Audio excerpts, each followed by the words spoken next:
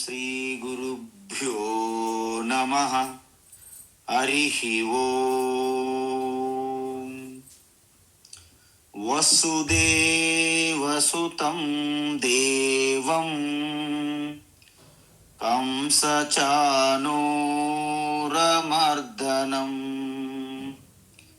దేవకీ పరమానందం కృష్ణం వందే జగద్గురుం. తీర్త్వా మోహార్ణవం హత్వా రాగద్వేషాదిరాక్షసాన్ సీతా శాంతి సమాయుక్తా ఆత్మా రామో విరాజతే. ఆత్మస్వరూప బంధుగణ. భగవద్గీత 9వ అధ్యాయం. ఇప్పుడు ఈశ్వర స్వరూపం చూశాము. అయితే ఆ నిర్గుణ ఈశ్వర స్వరూపాన్ని నేను ఏ విధంగా అర్థం చేసుకోగలుగుతాను? ఎందుకంటే జన్మ జన్మాంతరాల నుండి తెచ్చుకున్నటువంటి వాసన, సంస్కారం ఇవన్నీ నన్ను అడ్డుకుంటున్నాయి. అయితే భగవాన్ ఏమంటున్నారంటే ఈ తత్వమును 3 విధములుగా ఉన్నటువంటి ద్వారా మనం ఈశ్వరుని చేరుకుంటాము అని చెప్పారు. ఒకటి ఏకరూప భక్తి అని చెప్పాను. అంటే పృథక్త్వేన అని చెప్పారు 15వ శ్లోకములో. పృథక్త్వేన, పృథక్త్వ అంటే మనము సగుణ రూపంగా చూస్తున్న ఈశ్వరు వేరు, మిగతా దేవీ దేవతలు వేరు అనే భావన ఉంటుంది మనకి. అందువలనే మనకి హనుమాన్, గణేష్, రామ, శివ, కృష్ణ, దేవి, దుర్గా ఇలా తీసుకుంటాం. అయితే ఎప్పుడైతే ఆ ఒక్క ఇష్టదేవతని మీరు ప్రార్థన చేస్తుంటారో, పూజిస్తారో, జపిస్తారో, అన్ని చేస్తుంటారో, అన్నిటికంట ఒకే ఈ ఆకారం ఉన్న మూర్తి, ఈ దేవి దేవతయే శ్రేష్టము అనిపిస్తుంది మనకి. అయితే మనకు ఒక డౌట్ వస్తుంది.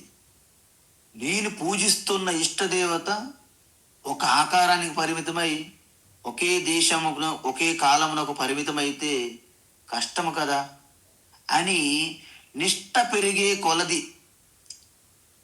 ఏ రూపములో చూసినా నా యొక్క ఇష్టదేవతయే అనే ఒక స్థితిలోకి మీరు ఉత్తీర్ణులవుతారు. అందువలన ఏకరూప భక్తి నుండి అనేక రూప భక్తిలోకి ప్రవేశిస్తారు. ఏకరూప భక్తి అంటే ఏంటి? నేను వేరు, ఈశ్వర వేరు. అది ద్వైత భక్తి. మరి ఈశ్వరు ఎక్కడో పైనుండి ఈ జగత్తుని సృష్టి చేస్తే ఆయనకి జగత్తుకి సంబంధం ఉండదు కదా. అలా కాదు. ఈశ్వర యావత్తు సృష్టి అంతా ఉన్నారు అణువణువు. అందుకే ఈశ్వర ఆజ్ఞ లేనిది చీమైనా కుట్టదు అనే ఒక జ్ఞానం మెల్ల కలుగుతుంది. అందువలన ఈశ్వర వేరు, జగత్తు వేరు కాదు. మట్టి వేరు, కుండలు వేరు కాదు. బంగారం వేరు, ఆభరణాలు వేరు కాదు. కట్టెలు వేరు, ఫర్నిచర్ వేరు కాదు. ఆ మట్టియే కుండలుగా అయ్యింది. పరమాత్మ ఈశ్వరయే జగత్తు అయ్యారు అనే జ్ఞానం మెల్లగా కొంత అందుతుంది. అప్పుడు ఓహో, ఈశ్వరే కదా మొత్తం జగత్తుగా మారారు అనే తెలివి మనకి ప్రేరణ కలుగుతుంది. అప్పుడు భూపాదౌ యస్య నాభిర్వేదసుర చంద్ర సూర్యౌ చ నేత్రే. మొత్తం యావత్తు సృష్టి అంతా నా ఈశ్వరయే వ్యాపించి ఉన్నారు. నాలోను సృష్టి అంతా ఈశ్వర అనే ఒక తెలివి మనకి బాగా పనిచేస్తుంది. అయితే ఇది రెండవ స్థాయి, ఇంటర్మీడియట్ లెవెల్ అనమాట. ఇది రెండవ స్థాయిలో కొన్నాళ్ళు చేసాక ఈశ్వరునికి రూపం ఉంటే పరిమితమైపోతారు, క్షణికమైపోతారు, ఎప్పటికైనా నాశనం అయిపోతుంది రూపము. కాబట్టి రూపము లేని ఒక శాశ్వతమైనటువంటి చైతన్యంగా ఉండాలి కదా నా ప్రభువు ఈశ్వర అని, ఆ స్థాయికి మీరు ఎదగాలి అని భగవాన్ శ్రీకృష్ణ మొత్తుకుంటున్నారు బాబు. అందుకే అనేక రూప ఈశ్వర అనేటప్పుడు కొంతమందికి ఒక సందేహం రావచ్చు. ఏమిటది? ఈశ్వర అంతటా ఉంటే దుర్గంధములోను సుగంధములోను, మంచివాళ్ళలోను నేరస్తుల్లోను, ఆరోగ్యవంతుల్లోను అనారోగ్యములోను ఈశ్వరే ఉండాలి కదా. మీకు డౌట్ అర్థమైందండి? అంటే మంచి చెడు రెండింటిలో కూడా ఈశ్వరు వ్యాపించి ఉండాలి కదా మరి. అంటే కానీ ఈశ్వరునికి వ్యతిరేక గుణాలు ఎలా ఉంటాయి? నెగిటివ్ గుణాలు ఉంటే మనకి ఇష్టం ఉండదు కదండి. అందువలన ఈశ్వరునికి వేరే వ్యతిరేక గుణాలు లేవు అని అనుకుందాం అనుకోండి. మంచి గుణాలు మాత్రమే ఉన్నాయనుకుంటే బుద్ధి ఒప్పుకోదు. ఎందుకు ఒప్పుకోదు? మరి గుణము అనేది ఉన్నదంటే అనేక రూప ఈశ్వరుడు కాలేరు. ఎందుకంటే మంచి గుణాలు మాత్రం ఈశ్వర, చెడు గుణాలు ఈశ్వరు కాదు అని ఆలోచన వస్తుంది. అందువలన అసలు గుణమే ఈశ్వరునికి లేదు అనే తత్వానికి వెళ్ళాల్సి వస్తుంది. ఎందుకంటే మంచిదైనా చెడుదైనా గుణము గుణమే. శాస్త్రం ఏం చెబుతుందంటే ఈశ్వర ఈ సృష్టి ఈ వ్యక్తమునకు బీజరూపంగా ఉన్న అవ్యక్తమునకు రెండింటికి విలక్షణంగా ఉన్నది ఈశ్వర అని చెప్తున్నారు. ముందేమో ఈశ్వరు సృష్టించారని చెప్పారు, తర్వాత తనే ఆ సృష్టిలోకి ప్రవేశించారని కూడా చెప్పారు. తత్సృష్ట్వా తదేవాను ప్రావిశత్. తత్సృష్ట్వా అంటే జగత్తు సృష్టి చేసిన తరువాత తానే సృష్టిలోకి ప్రవేశించారు అని చెప్పింది శాస్త్రం మొదట. కానీ ఈశ్వర అనేకంగా అయినట్టు అనిపిస్తారు, కానీ నిజానికి ఈశ్వరునికి రూపము లేదు. ఆయన పరంభావం రూపము లేని గుణము లేని ఈశ్వర తత్వమే పరంభావం. అది మనకి చెప్పారు, ఆల్రెడీ చూసాం 11వ శ్లోకంలో. అవజానంతి మా మూఢా మానుషిం తనుమాశ్రితం పరం భావమజానంతః మమ భూత మహేశ్వర అన్నారు. అంటే సకల సృష్టిలో మీకు ఇది ఎలా అర్థం చేసుకోవాలంటే మరొకసారి చెప్తున్నాను, నేను ప్రయత్నిస్తున్నాను ఎలా చెప్పాలని. ఒక కుండ తీసుకోండి, దాంట్లో ఖాళీ ప్రదేశం ఉంటుంది. మీరు అందులో దుర్గంధమైన నీళ్లు పోసిన, పవిత్రమైన గంగా జలం పోసినప్పటికీ ఆ లోపల ఉన్న ఖాళీ ప్రదేశానికి ఆకాశానికి అంటదు. అదే విధంగా ఈ సృష్టి అంతా వ్యాపించి, అంటే ఆకాశం వలె వ్యాపించి ఉన్న చైతన్యమునకు సృష్టిలో ఉన్న గుణాలు ధర్మాలు ఇవి ఏవి చైతన్యమునకు అంటవు. ఇలాగ అర్థం చేసుకోవాలి మనం. అందుకే ఏకరూప ఈశ్వరు నుంచి మనం ప్రారంభించి అనేక విశ్వరూప ఈశ్వర భక్తికి మనం ఎదిగి తారాస్థాయిలో రూపము లేని గుణము లేని ఈశ్వర తత్వానికి మీరు వెళ్ళినప్పుడు అది ఉత్తమ స్థాయి భక్తి.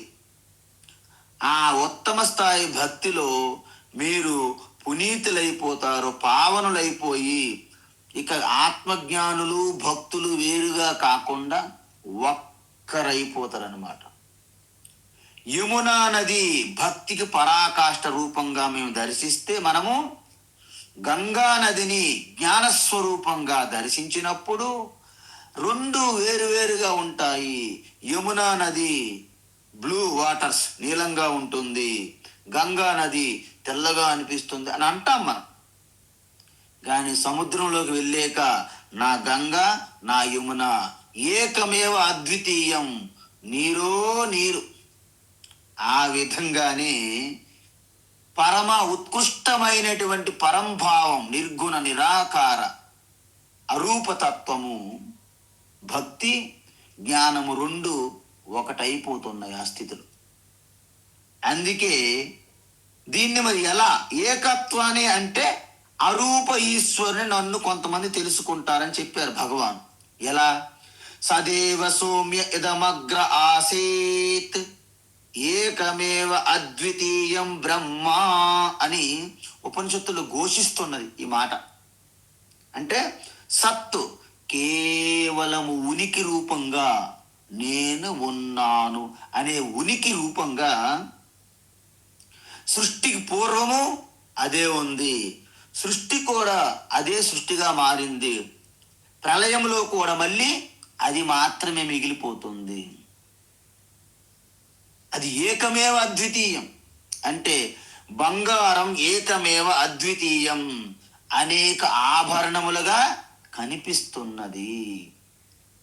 ఈశ్వర ఏకమేవ అద్వితీయం, ఈ సృష్టి చిత్ర విచిత్రములుగా కనిపిస్తున్నది.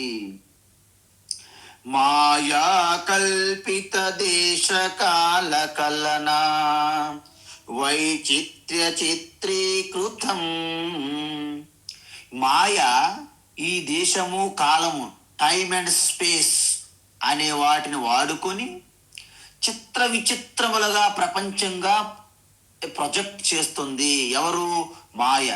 ఎందుకండి మాయ ఎలా చేయగలదు అని మీరు ఎవరైనా అడిగారు అనుకోండి, దానికి ఋషులు ఏమన్నారంటే అఘటిత ఘటనా పటీయసి మహామాయ అన్నారు.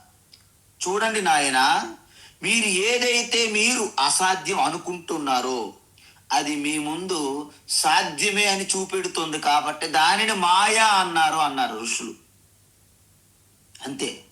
అందువలన జ్ఞాన యజ్ఞేన అన్యే మాం ఏకత్వేన ఉపాసతే అంటే జ్ఞాన యజ్ఞేన, ఇప్పుడు మనం చేస్తున్న జ్ఞాన యజ్ఞమే. మళ్ళీ మీరు భగవద్గీత శ్లోకాలు తీసుకుని వెళ్ళి ఆ హోమకుండంలో ఓం నజాయతే మ్రియతే వా కదాచిత్ నాయం భూత్వా భవితా వా నభూయః స్వాహ అని చేయకూడదు. కొంతమందికి చాదస్తం ఆల్రెడీ వ్యాపించింది ఆల్రెడీ సమాజం. భగవద్గీత శ్లోకములు స్వాహ స్వాహ అని హోమకుండములు వేయాలని రూల్ లేదు, తప్పది.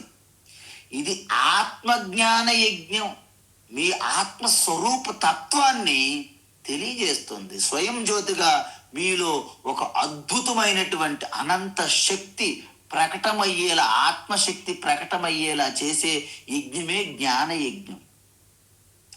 మన పరమానంద శిష్యులు ఎప్పటికీ అర్థం చేసుకోరు. అగ్నిహోత్రం బయట చేస్తాం, నిత్యము చెయ్యాలి అగ్నిహోత్రం కర్మకాండ ఆరంభంలో.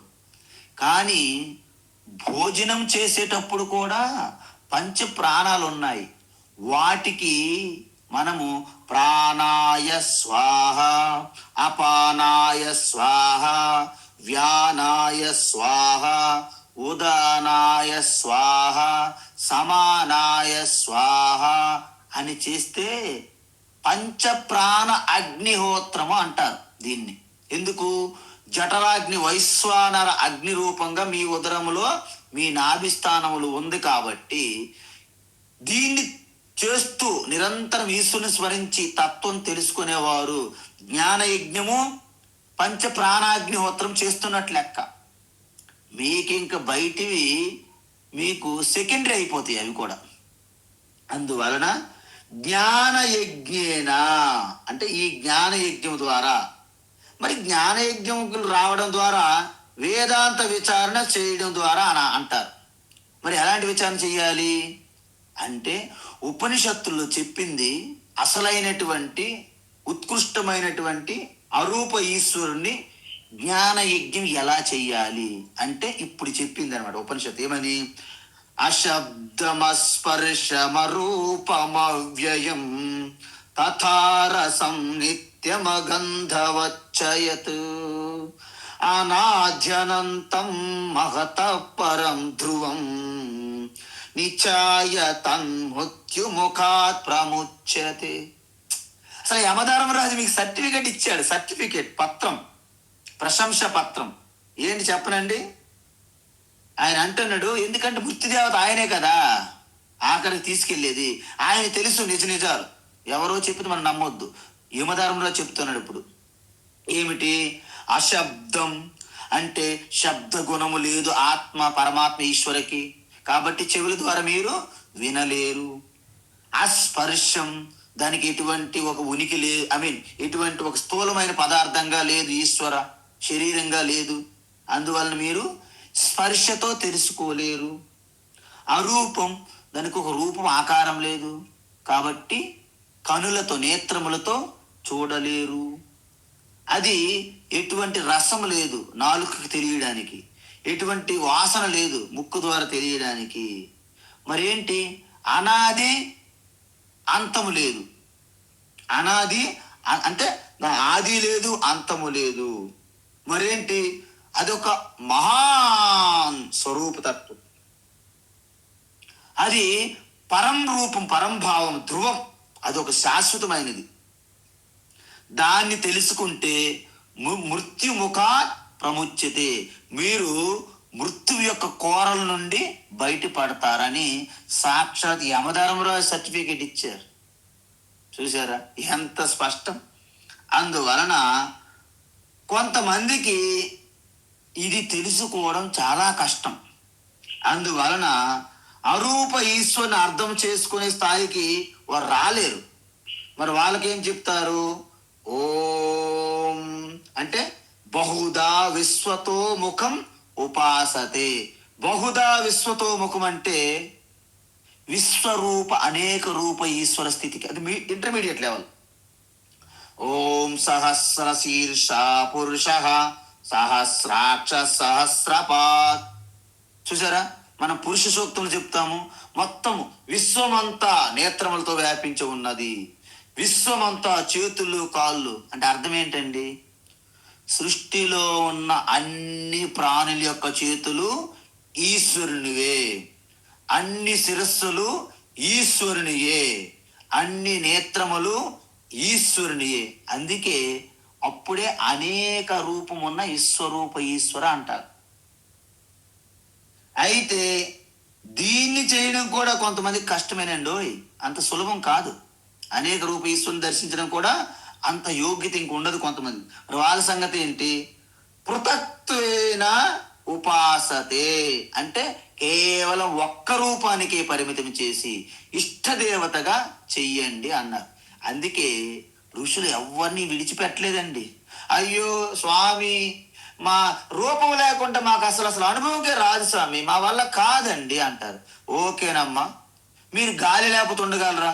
ఉండలేము. మరి గాలి, నీరు, అగ్ని, వాయువు, సూర్య, చంద్ర, చెట్లు, మొత్తం గుడిలో ఉన్న అనేక మూర్తులు, దేవి దేవతలు, అన్ని రూపాలు ఈశ్వరునిగా దర్శించు, అది రెండో స్థాయి. ఓకే, కానీ ఇది కూడా ఆగిపోవద్దు. రూపము లేని చైతన్య స్వరూప ఈశ్వరికి చేరుకోవాలన్నామనుకోండి, వాళ్ళకి ఇంకా టైం పడుతుంది. అందువలన ప్రాథమిక పాఠశాల స్థితిలాగా పృథక్త్వేన అంటే కేవలం ఒక్క రూపం పరిమితమైన ఈశ్వరుని పూజిస్తారు. అయినా పర్వాలేదు, ఎందుకు? మెల్లమెల్లగా మీరు పైకి వస్తారని ఈశ్వరుని నమ్మకం. అందుకే భగవద్గీతలో ఈ 3 రకాలు చెప్పారు. అంటే ముఖ్యంగా ఈశ్వరుని యొక్క దృష్టి విశ్వరూపము అరూపమే, కానీ ప్రాథమిక స్థితిలో మనందరికీ దాంట్లో ప్రవేశపెట్టాలని ఏకరూప ఈశ్వరు గురించి ఇక్కడ కూడా చెప్పడం జరిగింది అనమాట. పృథక్త్వేన ఉపాసతే అని అర్థం ఇష్టదేవతకి. అందువలన ఈ విధంగా మనము ధ్యానం చేస్తాం కదండి. మన కొన్ని కల్ట్లు ఉన్నాయి, కొన్ని సెట్లు, వాళ్ళు కేవలం ఒక్క రూప ఈశ్వరునే దర్శిస్తారు, మిగతా రూపాన్ని ఒప్పుకోరు. స్వామి చిన్మయానంద సరస్వతి అద్భుతమైన గీతా ప్రచారం చేశారు జ్ఞానయజ్ఞం పేరుతో.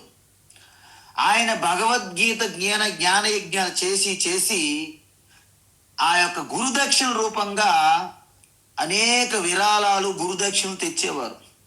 తెచ్చి ఒక పెద్ద జగదీశ్వర ఆలయం కట్టారు, సాందీపిని సాధనాలయం ముంబైలో. ఎంత పెద్దదంటే చాలా పెద్ద టెంపుల్ కట్టారు ఆయన. అయితే మన మిత్రులు ఉన్నారు కదా, మన ప్రియ మిత్రులు ఇస్కాన్ వాళ్ళు, హరే కృష్ణ గ్రూపు, వెళ్ళి చిన్మయ మిషన్ మీద వెళ్ళి ఒక్కసారి పెద్ద యుద్ధం చేశారనమాట. చిన్మయానంద, మా కృష్ణ పేరుతో నువ్వు డబ్బులు గురుదక్షిణలు తీసుకొని శివుని వీళ్ళు ఆలయం కడతావా? నువ్వు చేస్తుంది నేరము, ఘోరాల్లో పెట్టాలని చాలా గొడవ పెట్టారంట. అప్పుడు పెద్ద గొడవ అయిందనమాట. ఏంటి, నీవు మా కృష్ణుని మీద గీత ప్రచారం చేస్తూ వచ్చిన గురుదక్షిణలు విరాళాలతోని మీ శివుని యొక్క దేవాలయం కడతావు. చూసారా, మీ శివుడు మా కృష్ణ. ఇది అసలైనటువంటి ఏకరూపం కాదు, కేవలము ఒకే రూప ఈశ్వరుని పట్టుకోవడం అంటే ఇలా ఉంటది. మరి ఛాందసవాదము, ఛాదస్తం. అందువలన చిన్మయానంద ఆయన జీవితం అంతా గీత బోధించారు. ఆయన కట్టినటువంటి ఆశ్రమాలు ఎక్కడెక్కడ ఉన్నాయి, అన్ని ఆలయాల్లోనూ శివాలయాలు కట్టారు. అంటే శివాలయం కట్టడం అంటే ఏంటి, ఆ వెనక కృష్ణ విగ్రహం ఉంటుంది, కానీ అధిష్టాన దేవత శివలింగం పెడతారన్నమాట ఆయన. అంటే ఆయనకి శివ కృష్ణ వేరు కాదు కదా, వీళ్ళకి వేరు, వీళ్ళు మన ఇరుగు పొరుగుల్లాగా. అందువలన వీళ్ళు ఎప్పుడూ ఆ స్థితికి రావట్లేదని భగవాన్ శ్రీకృష్ణ వాళ్ళకు మొట్టికాయలు వేశారు, మోడాహ అని పేరుతో. అయితే ఉపనిషత్తులు ఏం చెప్తుందో ఒకసారి మనం చూడాలి కదండి. అల్టిమేట్ బ్రహ్మతత్వం అది. అంటే యద్వాచ అనభ్యుదితం ఏన వాగభ్యుద్యతే యన్మనసాన మనుతే ఏనాహురుమనోమతం తదేవ బ్రహ్మత్వం విద్ధి నేదం యదిదముపాసతే అన్నది. అంటే నువ్వు ఏదైతే యద్వాచ అనభ్యుదితం, వాక్కు తనంతట తానుగా పని చెయ్యలేదు, దేని వలనైతే నీ మాటలు వస్తున్నాయో, దేని వలనైతే నీకు మాటలు మాట్లాడగలుగుతున్నావో అది ఈశ్వర తత్వము, అదే పరమాత్మ, అదే నీ ఆత్మతత్వము. అంతేకాని కేవలం పైకి మాట్లాడుతున్న మాటలు కానీ చూస్తున్నటువంటి రూపము కానీ అసలైనటువంటి ఈశ్వర కాదు అని ఒక చెప్పిందే చెప్పి రిపీట్ చేసింది ఉపనిషత్తుల్లో. అంతే తప్ప నువ్వు ఇలాగ రూపాన్ని ఉపాసన చేస్తే అది అల్టిమేట్ కాదని చెప్పేసింది. నేదం యదిదం ఉపాసతే నా ఇదం, నువ్వు ఇక్కడ రూపంగా ఉపాసిస్తున్న అల్టిమేట్ కాదు, నువ్వు పైకి వెళ్ళాల్సి ఉన్నది నాయన అని చెప్తుంది బుజ్జగించి. ఈ విధంగా అయితే ఇది తెలియకపోతే మన పరిస్థితి ఏమిటి? ఇది తెలియకపోతే సంసార వృత్తములో, ఆ సంసార సర్కిల్లో, రింగులో తిరిగేస్తుంటాం. ఎక్కడి నుండి ఆరంభమైందో మనకి తెలియదు, ఎక్కడ అంతమవుద్దని కూడా మనకి తెలియదు, తిరుగుతూ ఉంటాం అన్నమాట. అందుకే మనం ఎప్పుడు కూడా 10 మంది ఏం చేస్తే చేసేస్తున్నాం తప్ప మన బుద్ధి పెట్టి ఆలోచించట్లేదు. అందుకే కేవలము ఇలా సంసార చక్రంలో తిరిగితే మీరు బయటపడలేరు. ఈశ్వరుని యొక్క ఈ యొక్క అరూప నిర్గుణ జ్ఞానం ద్వారా ఈశ్వర ప్రాప్తి మహాలక్ష్యంగా పెట్టుకోవాలని అంటున్నారు. ఇది తెలియని వారిని మూఢులు అన్నారు భగవాన్. అందువలన ఈ తత్వం అర్థం చేసుకోవడానికి ఇష్టం లేని వాళ్ళు ఏం చేస్తారు తెలుసండి? దే ఆర్ చర్చింగ్ అంటే లైక్ ఏ బ్లైండ్ పీపుల్ అన్నమాట. అంటే అంధులు వలె, అంటే ఒక గుడ్డి వాళ్ళు, they are the blind people searching a black cat in dark room which is not there అంటారు. అంటే అర్థం ఏంటండి? ఒక గుడ్డివాడు ఒక నల్లని పిల్లిని ఒక చీకటి గదిలో వెతుకుతున్నాడండి. గుడ్డి వాళ్ళు నల్ల పిల్లిని చీకటి గదిలో, ఆ చీకటి గదిలో నిజంగా పిల్లి లేదు కానీ వెతుకుతున్నారు. అంటే ఈ అజ్ఞానం అనే అంధకారములో మనస్సు మనోనేత్రం మూసుకుపోయి అజ్ఞానం అనే అంధకారములో, లేనటువంటి ఊహించుకున్నటువంటి చీకటి గదిలో చీకటి పిల్లిలాగా ఈ రూపాలను పట్టుకొని అక్కడికక్కడే తిరుగుతూ ఉన్నారు. ఇది ఎప్పటికీ అంతమవుతుందండి? ఎప్పటికీ అంతం కాదు. అందుకే నాయన, నీ మనోనేత్రం తెరిచి, బుద్ధి వికసించి, జ్ఞాన నేత్రం ద్వారా, దివ్య చక్షుము ద్వారా ఒక రూపముతో ప్రారంభించి అనేక రూపములకు ఉత్తీర్ణులై, రూపము లేని స్వరూపతత్వం నీ ఆత్మ నేనే అనే రూపం తెలుసుకో అని చెప్తున్నారు. అందువలన మనము దేవాలయాల్లోనూ, చర్చుల్లోనూ, మసీదులోనూ, గురుద్వారాల్లోనూ ఉన్నటువంటి దేవుణ్ణి ఎవడైనా లేదని చెప్పగలరు. బయటకు వచ్చి మైక్ పట్టుకొని దేవుడు లేడు అనవచ్చు. కానీ నేను లేనని ఏ వ్యక్తి అనే ఈ భూమండలమే చెప్పాడా? నేను లేను, నేను లేను అని ఎవరైనా చెప్పగలరండి? అంటే శుద్ధమైన ఎటువంటి నామరూపాలకు అతీతంగా నేనుగా ఉన్నటువంటి స్ఫురణ లేదని ఎవడు చెప్పలేరు. అదే హయ్యెస్ట్ ఉత్కృష్టమైనటువంటి పరమ భావము, ఈశ్వర భావము అన్నారు.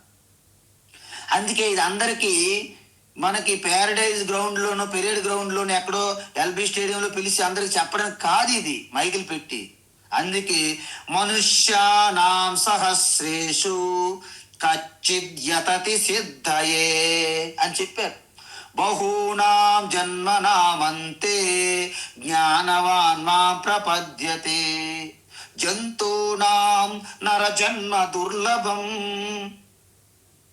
అతో పుంస్త్వం తతో విప్రత, తస్మాద్వైదిక ధర్మ మార్గ పరత విద్వత్వమస్మాత్ పరం, ఆత్మానాత్మ వివేచనం స్వనుభవో బ్రహ్మాత్మనా సంస్థితి, ముక్తిర్నో శత జన్మ కోటి సుకృతై పుణ్యైర్వినా లభ్యతే. అందువలన కోటి కోటి జన్మలు పుట్టి మరణించి చివరికి ఎంతో పుణ్యం ఉంటే తప్ప ఇలాంటి ఈ జ్ఞాన యజ్ఞములో మీరు ప్రవేశించలేరని ఖచ్చితంగా చెప్తున్నారు శంకరాచార్య. భగవాన్ శ్రీకృష్ణ ఎన్నో కోట్ల మందిలో ఎవరికో ఇటువైపు ఆ యొక్క స్పృహ కలుగుతుంది. మనుష్యానాం సహస్రేష్ అని చెప్పారు గీతలో కూడా. ఈ విధంగా ఏకరూప భక్తి అంటే ద్వైతము, అనేక రూప భక్తి అంటే విశిష్టాద్వైతము టైపు. మరి అరూప భక్తి అంటే అది అద్వైత తత్వం, ఆత్మతత్వంకే అద్వైత తత్వం అంటారు. అంటే శాంతం శివం, శాంతము శాంత స్వరూపమే శివ, శివమే అద్వైతం, దాన్ని తురీయం అంటారు అని చెప్పారు మాండూకోపనిషత్తులు. ఈ విధంగా చెప్పాం కదండి. ఇప్పుడు భగవాన్ ఏమంటున్నారంటే, శ్రీకృష్ణ భగవాన్ మన మీద ఎంత ఆ అపార కరుణ సాగరుడైనటువంటి చిదానంద కృష్ణ ఏం చెప్తున్నారంటే, ఇప్పుడు అరూప అనేది ప్రాథమికం, దాన్ని కాస్త పక్కన పెట్టండి. మరి అంత చిన్నపిల్ల మనం కాదు కాబట్టి. పోనీ రూపము లేదంటారా? కొంచెం కష్టపడాలి, దాన్ని కూడా కాసేపు తాత్కాలిక పక్కన పెడదాం. విశ్వరూపాన్ని మనం ఇప్పుడు దర్శించడానికి ప్రయత్నిద్దాం అని భగవాన్ మనకి సలహా ఇస్తున్నారు. ఏంటా సలహా అంటే, అహం క్రతురహం యజ్ఞః, అహం క్రతురహం యజ్ఞః, అహం క్రతురహం యజ్ఞః, స్వదాహమహమౌషధం, స్వధాహమహమౌషధం, స్వధాహమహమౌషధం, మంత్రోహమహమేవాజ్యం, మంత్రోహమహమేవాజ్యం, మంత్రోహమహమేవాజ్యం, అహమగ్నిరహం హుతం, అహమగ్నిరహం హుతం, అహమగ్నిరహం హుతం, అహం క్రతురహం యజ్ఞః, స్వదాహమహమౌషధం, అహం క్రతురహం యజ్ఞః, స్వధాహమహమౌషధం, అహం క్రతురహం యజ్ఞః స్వధాహమహమౌషధం మంత్రోహమహమేవాజ్యం అహమగ్నిరహం హుతం. మంత్రోహమహమేవాచ్యం అహమగ్నిరహం హుతం మంత్రోహమహమేవాచ్యం అహమగ్నిరహం హుతం. అద్భుతం అమ్మా. అయితే ఇప్పుడు 16, 17, 18 ఈ శ్లోకాలలో ఈశ్వరుని యొక్క ఆ విశ్వరూప తత్వాన్ని మీకు అందిస్తున్నారనమాట. ఎందుకు? మీరు ఆల్రెడీ ఏబిసిడిలో ఉన్నవారని ఆయన భావించట్లేదు. ఎందుకంటే మా వారు అంత చిన్న స్థాయిలో ఇంకెందుకు ఉంటారు? వీరు మొత్తము విశ్వంలో ఉన్న అన్ని రూపాలు ఈశ్వరునికి గుర్తించే స్థాయి వీళ్ళకి వచ్చింది అని భావించి విశ్వరూప ఈశ్వరు మీద దృష్టి పెట్టారు భగవాన్ శ్రీకృష్ణ. ఏంటది అంటే భక్తిలో 3 రకాలను చూపెట్టారు. ఏంటి? 16 నుండి 19 శ్లోకం వరకు చెప్తారన్నమాట. ఇప్పుడు ఎలాగంటే విశ్వరూప భక్తిని పూర్తి విస్తారంగా చెప్పడానికి నిర్ణయించుకున్నారు. మీకు ఒకటి గుర్తు రావాలి. విశ్వరూప దర్శనం అని 11 అధ్యాయం కదా, స్వామీజీ మర్చిపోయారేమో. లేదు, మర్చిపోలేదు. ఆ 11 అధ్యాయం అనేది క్లైమాక్స్ అన్నమాట. మీకు ఇక్కడ నుండి బీజం పడింది.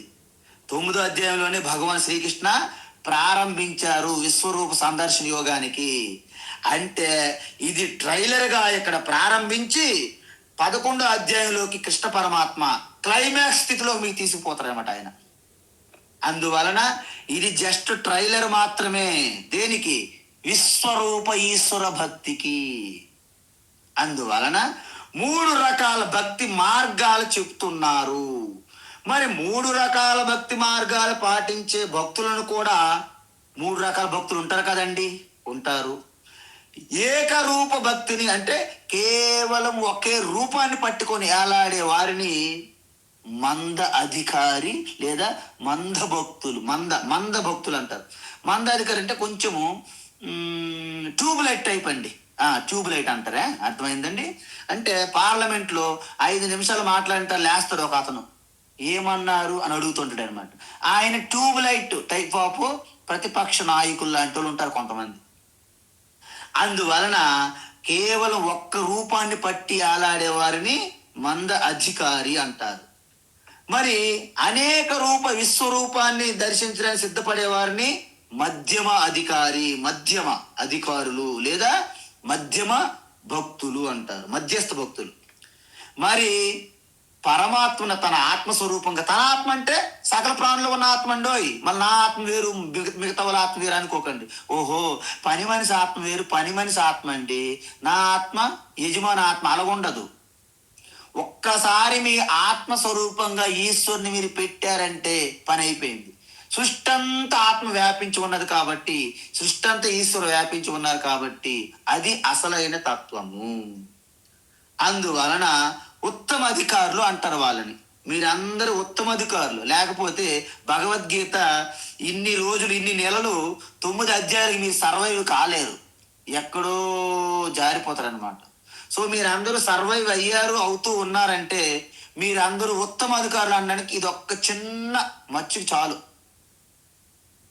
కృష్ణ పరమాత్మ మధ్యమ అధికారుల్ని ఉద్దేశించి చెప్తున్నారు. మధ్యమ అధికారులు ఎవరు? అనేక రూప ఈశ్వరుని దర్శించి పూజించి భక్తి చేసేవారు. దీన్ని బట్టి మీకు అనేక రూప భక్తి అన్నా, విశ్వరూప భక్తి అన్నా, అనేక రూప ఈశ్వర అన్నా, విశ్వరూప ఈశ్వరన్న ఒక్కటే. ఇంతకీ ఈ విశ్వరూప భక్తి లేదా విశ్వరూప ఈశ్వర అంటే ఏమిటి అంటే ఆయన ఏమంటున్నారంటే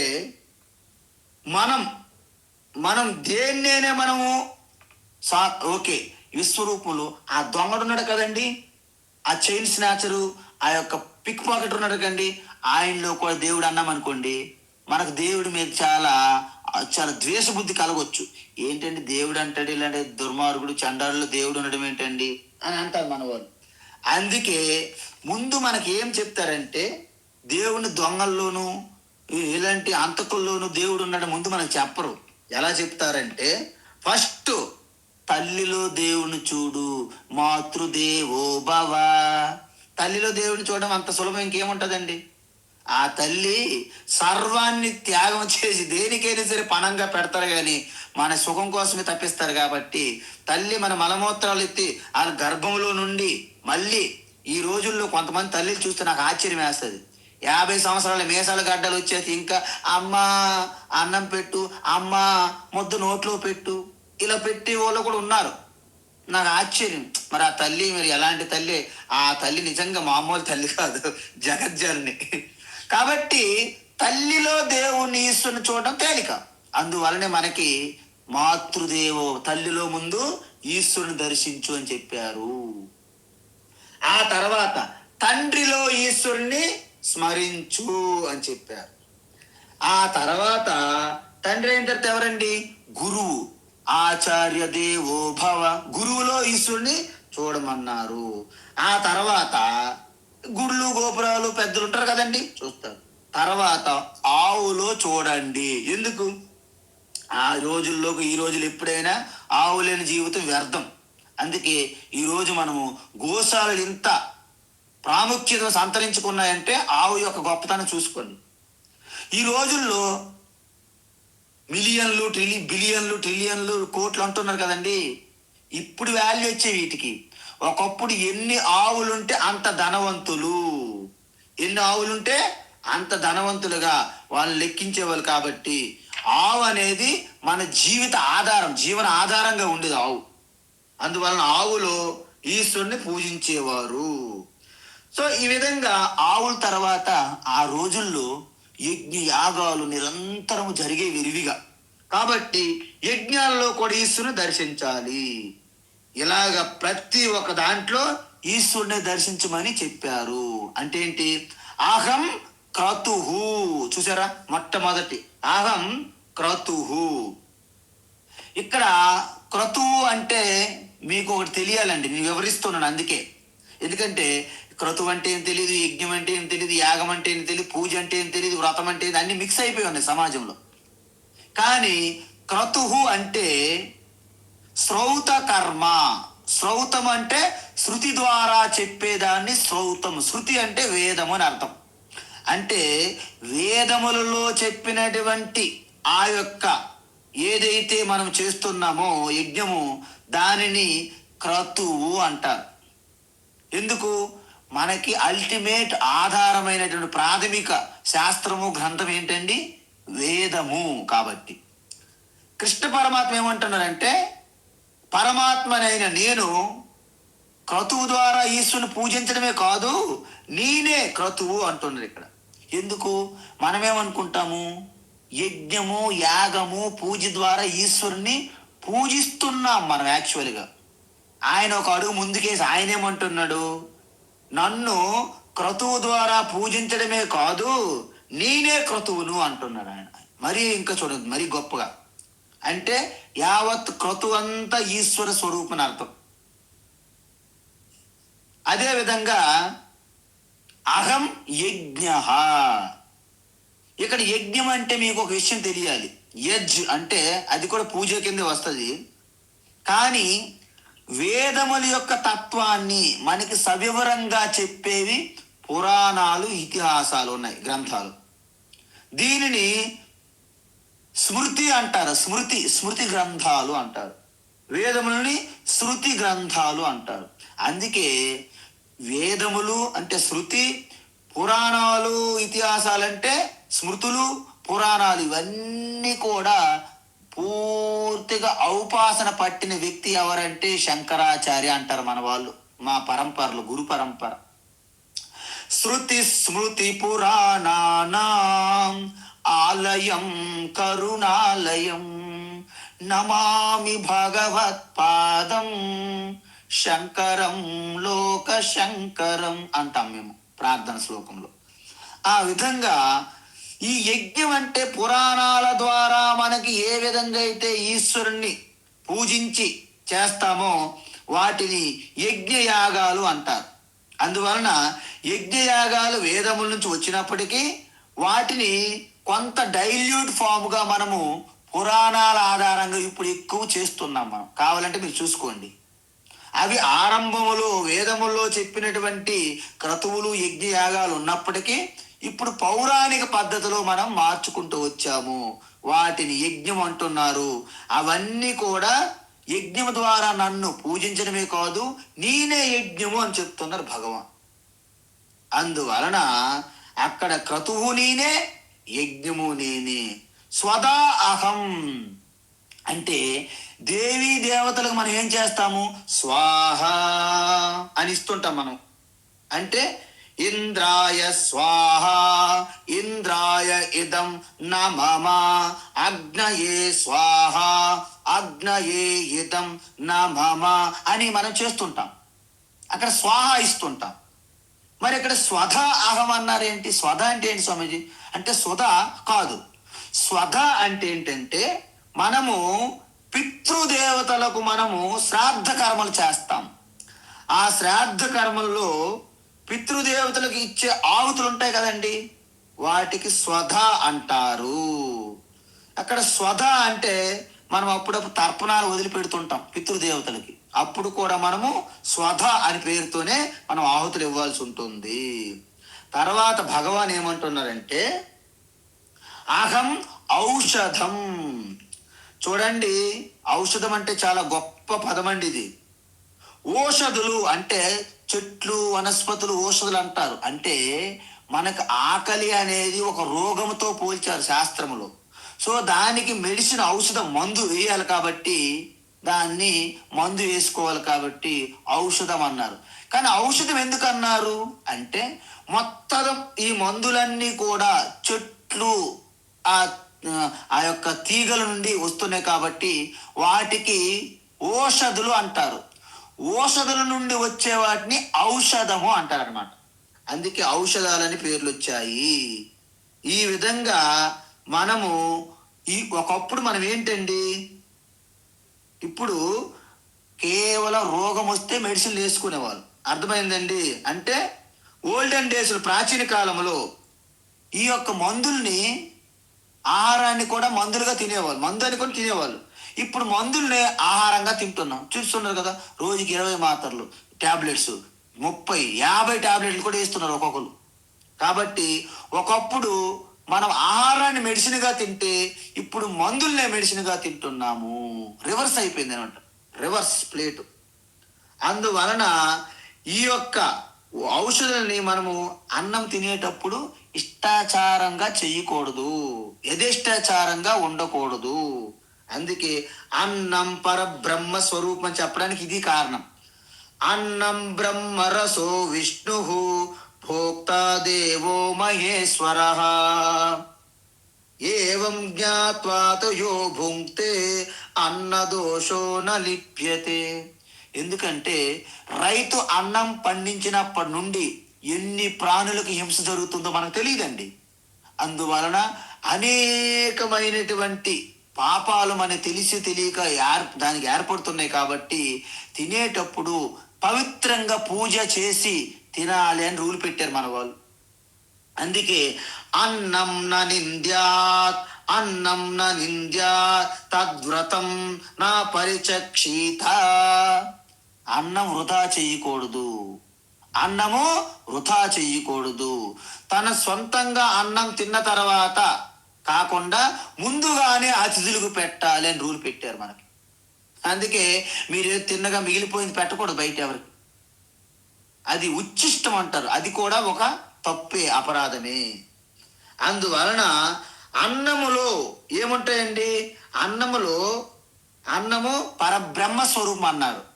దాని యొక్క ఉన్నటువంటి సుగంధిం పుష్టివర్ధనం అంటాం కదండి. అంటే రసము, ప్రోటీన్లు, అవి ఎవరు? విష్ణు. మరి తిన్నది జీర్ణం చేసుకొని ఆ జీర్ణించే తత్వం ఎవరు? అది శివ. చూసారా? అంటే బ్రహ్మ విష్ణు శివ మనం తినే ఆహారము జీర్ణయ్యే ఆ 3 లెవెల్లో ఉన్నారన్నమాట. ఈ విధంగా అంటే అహం ఔషధం, నేనే ఔషధం అని చెప్తున్నారు భగవాన్ ఈశ్వర.